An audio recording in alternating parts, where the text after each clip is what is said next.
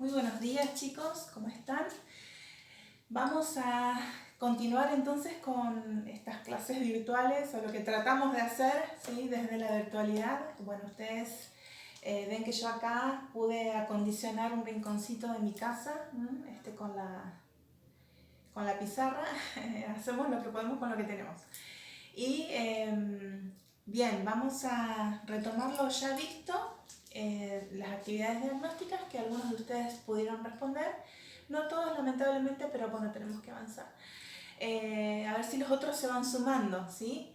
Bien, entonces, ya les dije que las actividades estuvieron muy bien, las diagnósticas. Ahora pasamos, continuamos un poquito más. Bueno, ustedes ven que acá en el pizarrón, ¿sí? Yo les anoté el título, el tema de lo que vamos a ver, ¿sí? Que es la filosofía, es la gran pregunta que nos estamos haciendo en estos inicios del año, que es la filosofía de nuestra materia. Y bueno, yo les subo un apuntecito y aparte unas actividades en el aula virtual. Bien, en esos apuntecitos, que acá los tengo,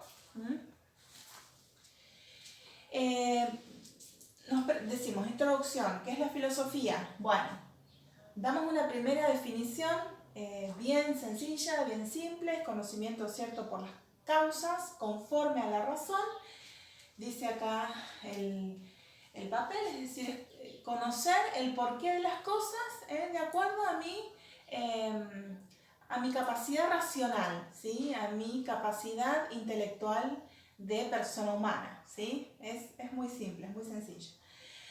Bueno, más allá de eso, en torno a los tres grandes, decimos acá, en torno a los tres grandes problemas de la filosofía, que son Dios, el hombre y el mundo, ¿sí? Esos son los grandes problemas. Todo está abarcado en esos tres ítems, por decirlo de algún modo. Bien, después pasamos al tema de las ramas. Ya hablamos acerca de lo que es la filosofía, que es un preguntarnos continuamente acerca de la realidad, porque en realidad la existencia humana tiene mucho, y yo diría, se define por esto, nos definimos por nuestra capacidad racional. ¿Y a dónde nos lleva nuestra capacidad racional? Simplemente a admirar la realidad, el mundo externo, como dice Aristóteles, admirar el mundo externo y preguntarnos por qué, cómo, para qué, cuál es la finalidad, ¿sí? ¿Qué hacemos nosotros, ¿sí? En medio de todo esto? Bueno, la existencia humana no está resuelta, por decirlo de algún modo, sino que la vamos descubriendo, ¿sí? Hay algunos parámetros, hay algunos criterios que nos van orientando al cómo vivir. Bueno, de hecho vivimos en sociedad, tenemos leyes, ¿sí? Tenemos toda una rutina de vida, ¿sí? Modos, costumbres, pero en el fondo todavía, ¿sí? En el siglo XXI nos seguimos preguntando, bueno, ¿y qué es el ser humano? ¿Quién es el ser humano? ¿Y qué es la existencia humana? Bueno, esa es una de las grandes preguntas que se hace la filosofía. Ahora próximamente lo vamos a ver cuando abordemos la antropología, que es una de las ramas de la filosofía. Ustedes saben, lo van a ver en un videito que yo les propongo en el apunte. Una de las disciplinas filosóficas o de las ramas de la filosofía es la antropología, es decir, la filosofía tiene varias áreas a partir de las cuales se hace preguntas específicas en esas áreas, y una de ellas es la pregunta por el hombre. Bien, entonces, ¿cuáles son esas preguntas? Las que les acabo de decir. ¿Quién es el hombre? ¿Cómo se originó? ¿Cómo surgió en esta realidad, en la Tierra? ¿Sí? ¿Cuál es su finalidad? ¿Cómo está constituido? ¿Sí? Bueno, ya lo vamos a ver más adelante. Bueno, hablando de las ramas entonces, ya dijimos una, antropología, mencionamos la metafísica, que habla de los principios, las causas, el ser, ¿sí? La esencia, la existencia, el acto, la potencia, la sustancia, los accidentes, ya lo vamos a ver también. Metafísica, antropología, lógica nos enseña cómo razonar adecuadamente, cuáles son los razonamientos válidos, correctos y cuáles no. La epistemología acerca de la ciencia, cómo se constituye el conocimiento científico. La ética nos dice acerca de la conducta humana, qué está bien, qué es correcto, qué no es correcto en cuanto a nuestra conducta. La nociología o teoría del conocimiento nos dice, bueno, ¿y cómo conocemos? Ya que tenemos esta gran cualidad racional, bueno, ¿cómo conocemos? Podemos mencionar esas, podemos mencionar la filosofía del lenguaje, que es una de las ramas de la filosofía más novedosas del siglo XX. En el siglo XX se terminó como de consolidar y de explicitar, pero siempre nos están preguntando, ¿qué es esto del lenguaje? ¿Qué es esto del lenguaje? ¿Qué es esto de que nosotros hablamos? ¿Y qué es la palabra? ¿Sí? ¿Qué relación tiene con el pensamiento, con la realidad?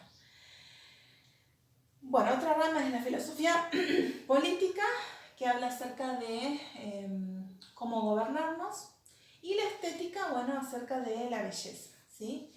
Bien, bueno, después en la página 2 es un apuntecito bastante largo, no le tengan miedo, que son cuadros sinópticos nada más, y hablamos de las etapas históricas, que acá las mencionamos. Son la Edad Antigua, medieval, moderna y contemporánea. Son las cuatro grandes etapas de la historia, ¿sí? Hablamos de las etapas, hablamos de las corrientes filosóficas, ustedes lo van a ver en el cuadrito, ¿sí? De los autores y del problema esencial que abordó esa etapa o esos autores. Estoy con los mates, así que me voy a tomar un matecito ahora porque empiezo a toser, como que... Sí, a veces uno cuando está hablando mucho necesita humedecer la garganta. Y bueno, como estoy en casa, ¿sí? Me tomo la libertad de tomarme unos mates mientras explicamos un poquito de filosofía.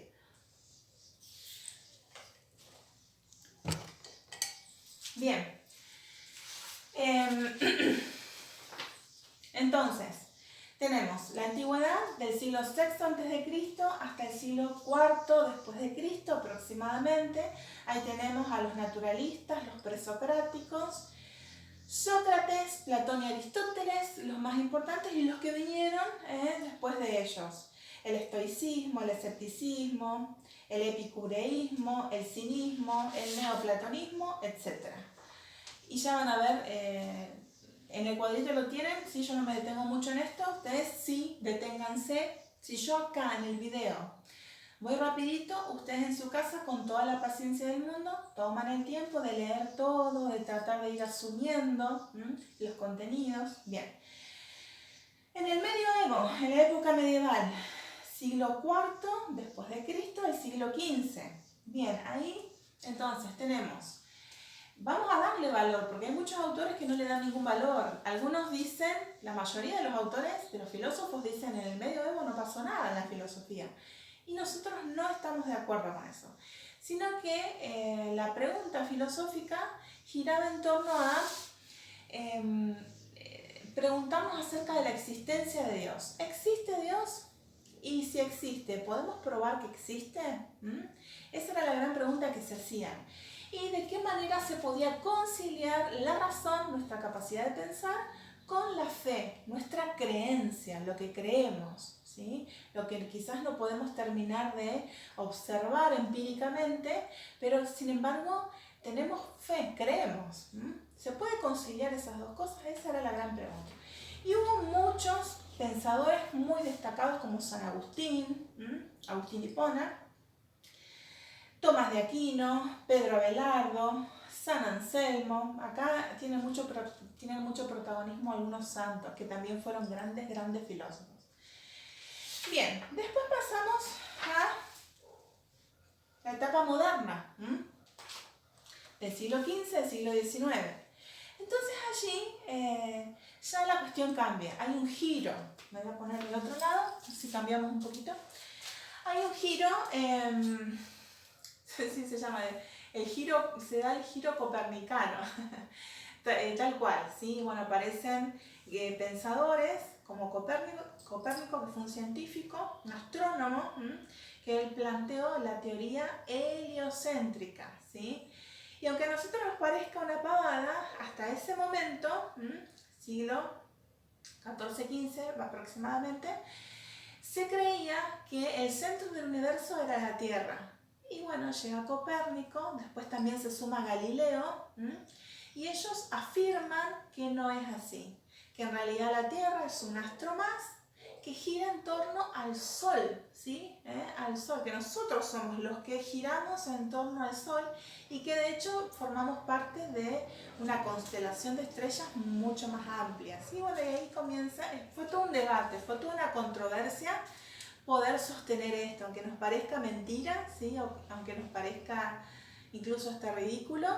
En ese momento se pensaba, se tenía esa creencia. Después la ciencia dio a conocer que no era así, ¿sí? Bien, entonces ese giro copernicano influye mucho en el pensamiento de los autores que vienen después.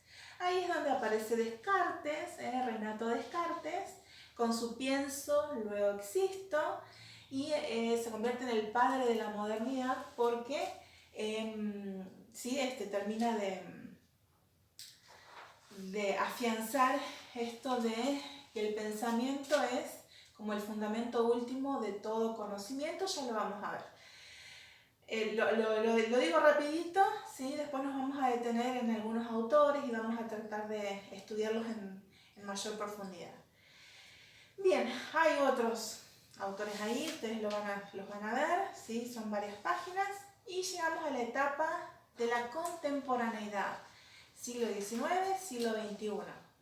Bueno, entonces, si en la modernidad lo que ocurrió fue una separación, fíjense que en el medioevo teníamos esto de tratar de conciliar la fe y la razón. En la modernidad decimos, bueno, no, dicen los autores en realidad, no se puede conciliar fe y razón, una cosa es la fe, otra cosa distinta es la razón, así que acá la filosofía se separa de la fe, no tiene nada que ver. Entonces el gran tema, ¿sí? de la modernidad es el tema del conocimiento. ¿Cómo conocemos? Ahí surgen muchos autores que tratan de dar una explicación de cómo es que se produce el conocimiento en la persona humana. Bien, y para llegar a lo más reciente de la historia, la etapa contemporánea, bueno, acá ¿qué ocurre en esta etapa? En esta etapa lo que pasa es también seguimos sosteniendo esa separación de fe y razón. Ya acá surgieron las ciencias particulares, las ciencias empíricas, ¿sí? Las ciencias experimentales, decimos. Y en la edad contemporánea, bueno, se produce la revolución industrial y los avances tecnológicos. Entonces, además de eso, a nivel histórico también se producen las dos guerras mundiales, que tiran abajo, por decirlo de algún modo, tiran abajo el ánimo, ¿sí? de todo el mundo, obviamente, del mundo entero. Pero los pensadores, sobre todo, son aquellos que se ponen a reflexionar, bueno, ¿qué nos pasó? Con todas estas promesas de la modernidad, de los avances científicos, de los avances tecnológicos que iban a servir para que todos estuviéramos bien, ¿qué pasó en la edad contemporánea? Que terminamos en guerra, terminamos con grandes desigualdades. ¿Qué pasó? Es la gran pregunta que nos estamos haciendo hasta ahora. Y algunos, en lugar de decir edad contemporánea, hablan de la posmodernidad. ¿Sí? La posmodernidad justamente es esta. Lo que pasó después de estos relatos, de estos proyectos modernos de triunfo que no se dieron y no se están dando, digamos. ¿Sí? Al contrario, es como que cada vez vemos que hay muchísimos avances, pero están en manos de unos pocos y la gran mayoría de la población mundial, ¿sí? padecen necesidades, padecen muchísimo. Bueno, chicos, entonces, esos eran lo que les quería decir acerca de la definición, las ramas de la filosofía y las etapas, que lo vimos así, ¡pum!, volando. Bien, vamos a hablar acerca de las actividades, ¿les parece? Bueno, en esas actividades, a ver que acá tengo la compu, me tomo otro mate, así descanso un poquito. Ahí ustedes van a ver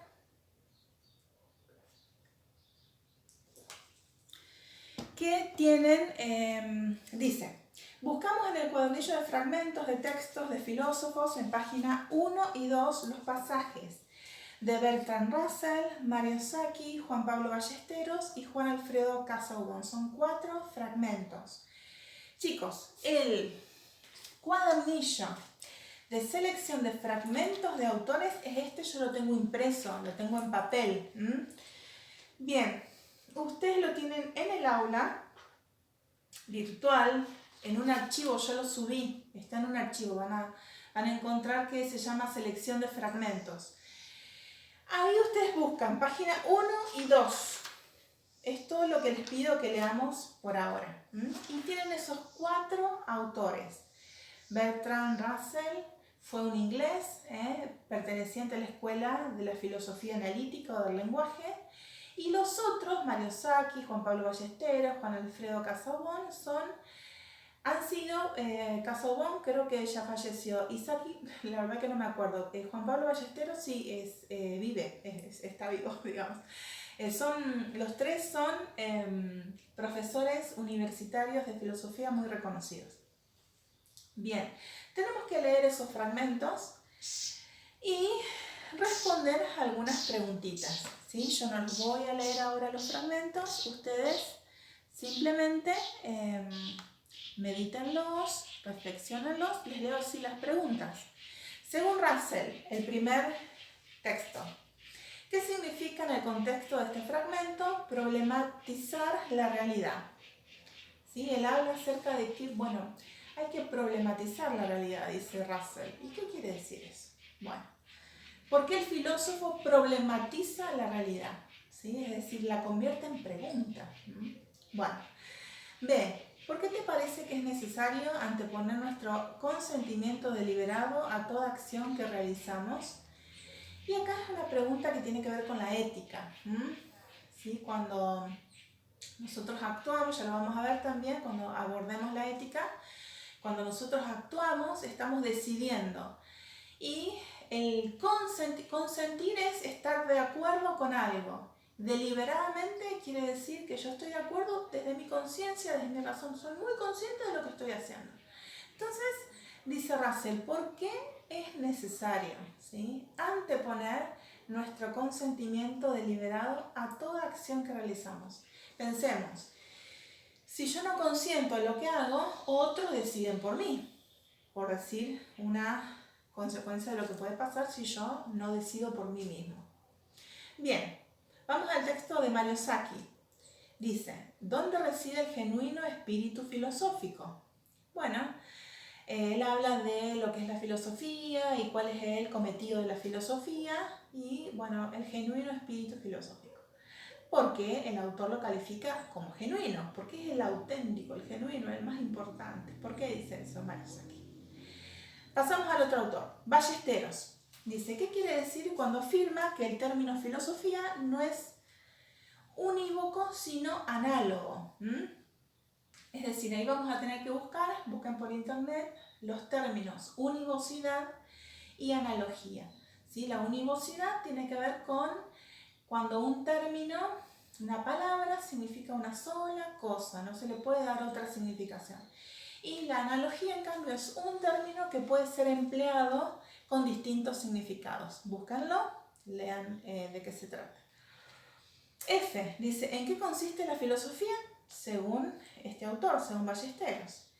G, explicar qué significa en este contexto tener una buena vida. Él después habla, me pareció súper interesante, Ballesteros dice, bueno, el filósofo se preocupa no solamente por preguntarse qué son las cosas, sino que quiere tener una buena vida. ¿Qué significa eso? Bueno, y después Casaubon dice, la pregunta dice, ¿cuál es la importancia del ocio respecto de la filosofía? Y acá el ocio, ustedes saben que es el tiempo libre que nos queda una vez que ya realizamos todo lo que tenemos que hacer, nuestras necesidades básicas, nuestras responsabilidades, nuestros deberes. Es bueno, es saludable incluso, tener un tiempo libre, un tiempo de ocio, para emplearlo en algo que nos gusta, que nos resulta placentero, cómodo, ¿sí? Que nos alegra. Entonces, ¿qué relación tiene, se pregunta Casaubon, el ocio y la filosofía? Hay un autor que tiene todo un libro, se llama, este autor Joseph Pieper, que se llama El ocio y la vida intelectual. Bueno, él hace esta asociación del tiempo libre con la filosofía. ¿Por qué es necesario el ocio para la filosofía? Bien, ¿sí? Y después tenemos, yo les dejo un videito en un enlace, hacen sobre el enlace control clic si están en la computadora, o pinchan con el dedito si están con el celular y van a ir directamente al video. Y es un video muy popular, muy lindo, muy didáctico acerca de la pregunta que nos hacemos hoy: ¿qué es la filosofía? ¿Qué es la filosofía? Bien, ¿sí? Entonces, ¿qué es lo que tienen que hacer a partir del video? Simplemente les pido que rescaten lo que les llama la atención del video. De este video me llama la atención tal cosa. Y digan eso en 2 renglones, listo, ¿sí? Bueno, chicos, la verdad que estuvimos... yo voy rápido. No me preocupo que voy rápido, porque como es un video, está grabado, ustedes lo pueden parar, ¿sí? Lo pueden rebobinar, lo pueden volver a pasar, no hay problema. Así que si yo hablo rápido, me parece que lo que pasa es que no los quiero hacer tan extensos a los videos para que no sea tan pesado para ustedes. Bueno, entonces, ¿sí? ¿Quedamos así? Bien, yo les subo este videito a la plataforma. Espero que puedan ¿sí? asumir el apuntecito, las actividades, cualquier duda me consultan, no hay ningún problema. Así que bueno, espero sus respuestas. Tienen una semana para responder, el lunes que viene, ¿sí? Como fecha tope para hacer la devolución. Y bueno, chicos, la verdad que un gusto, muy bien los que respondieron, los que están trabajando, y nos seguimos viendo. Bueno, hasta luego.